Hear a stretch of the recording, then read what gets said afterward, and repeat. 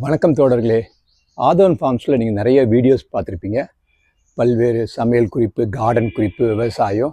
இப்போ நீங்கள் பார்க்கக்கூடிய வீடியோ குறிப்பு வந்து என் பின்னாடி பார்த்தீங்கன்னா ஒரு நிறைய தொட்டியில் சின்ன செடிகளாக பார்த்துருப்பீங்க. பல்வேறு நிறங்களில் இந்த செடிகள் இருக்குது. இந்த செடிகளில் பேர் வந்து அந்தூரியம்னு சொல்லுவாங்க. இந்த அந்தூரியம் பார்த்தீங்கன்னா மண்ணில் வளராது.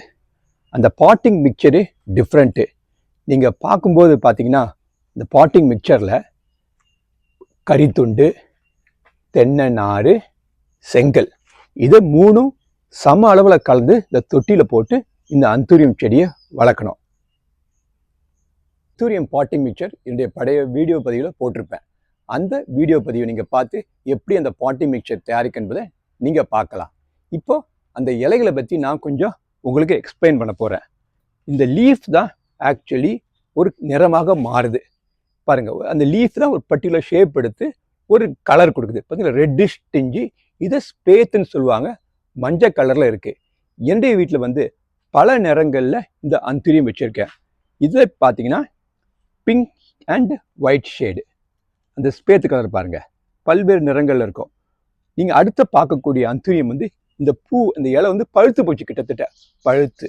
இப்போ வரக்கூடிய அந்த இலைகள் கலர் பார்த்தீங்கன்னா கருஞ்சிவப்புன்னு சொல்லலாம். இது ஒரு கலர். அடுத்து நீங்கள் பார்க்கக்கூடிய இன்னொரு ரகங்கள் வந்து பார்த்தீங்கன்னா ஸ்மால் டைப்பு வித் பிங்க் இருக்கும். அந்தூரியம் செடிகள்லாம் பார்த்தீங்கன்னா அந்த மாடிஃபைட் லீஃப் வந்து பிரைட்லி கலர்டாக இருக்கும். இப்போ நீங்கள் பார்க்கக்கூடிய நிறம் வந்து ஒரு ஒயிட், மேலே அந்த ஸ்பேத் வந்து எல்லோ கலர் இருக்கும். நீங்கள் அப்படியே பக்கத்தில் வரும்போது பார்த்தீங்கன்னா இது ஒரு ஷேடு. ஸோ இந்த மாடிஃபைட் லீஃப் தான் டிஃப்ரெண்ட் ஷேடில் பல்வேறு நிறங்கள் இருக்கும். பார்க்க நமக்கு ரொம்ப அழகாக இருக்கும். நீங்கள் மேலே பார்க்கக்கூடிய தொட்டியில் வந்து பார்த்தீங்கன்னா பெரிய இலையாக இருக்கும். இந்த அந்தூரிய ரகம் வந்து ஒரு வைல்டு வெரைட்டின்னு சொல்லுவாங்க. இது வந்து ஒரு ஹைப்ரிட் டைப்பு.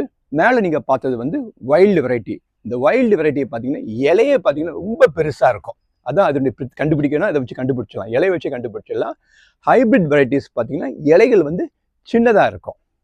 இப்போ நம்ம வீட்டில் எல்லாரும் கார்டனில் பார்த்தீங்கன்னா கண்டிப்பாக பெங்களூர் ரோஸ் வச்சுருப்பாங்க, இல்லை வேறு ஏதாவது ரோஸ் வச்சுருப்பாங்க. இந்த ரோஸ் தான் அழகுன்னு நினைப்பீங்க. ஸோ அப்படி இல்லாமல் இந்த மாதிரி ஒரு பல்வேறு புதிய பூக்களும் உங்கள் கார்டனுக்கு ட்ரை பண்ணலாம். ஏன்னா அதுக்கு மெயின்டெனன்ஸ் கிடையாது. ஆனால் இந்த செடியை வந்து டைரக்ட் வெயிலில் எக்காரணம் கொண்டு வைக்கக்கூடாது. நீங்கள் இங்கே நாங்கள் பார்க்கும்போதே பார்த்தீங்கன்னா ஒரு மரத்துக்கீழே தான் இந்த பாட்டை வச்சுருக்கோம். இதுக்கு வந்து இன்டைரக்ட் சன் தேவைப்படும். நீங்கள் பார்க்கக்கூடிய பிளான்ஸை பார்த்தீங்கன்னா நானே இது ஒரு ரேக் மாதிரி ஃபார்ம் பண்ணி ஒரு அழகுக்காக 3 தட்டை ரெடி பண்ணி வச்சுருக்கேன். ஸோ மேலே இருக்க ஃபர்ஸ்ட் லைனில் ஒரு அந்தூரியம் வெரைட்டி, கீழே இருக்க ஒரு லைனில் அந்தூரியம் வெரைட்டி. கிட்டத்தட்ட பார்த்தீங்கன்னா ஒரு 6 அடி இருக்கும். இந்த 6 அடியில் ஒரு 6 பாட்டு வச்சுருக்கேன். இது கீழே லாஸ்ட் இங்கே கீழே பார்க்கக்கூடிய பிளான்ட் வந்து எப்பீசியான்னு சொல்லுவாங்க. இது பூக்களின் அழகுக்காகவும் இலைகளின் அழகுக்காகவும் வளர்ப்பாங்க. இந்த இலையின் நிரம்ப பார்த்தாலே கிட்டத்தட்ட ஒரு சில்வர் கலரில் இருக்கும். அது கண்ணுக்கு ஒரு அட்ராக்ஷனும் மனசுக்கு ஒரு மகிழ்ச்சியும் கொடுக்கக்கூடிய பிளான்ட்.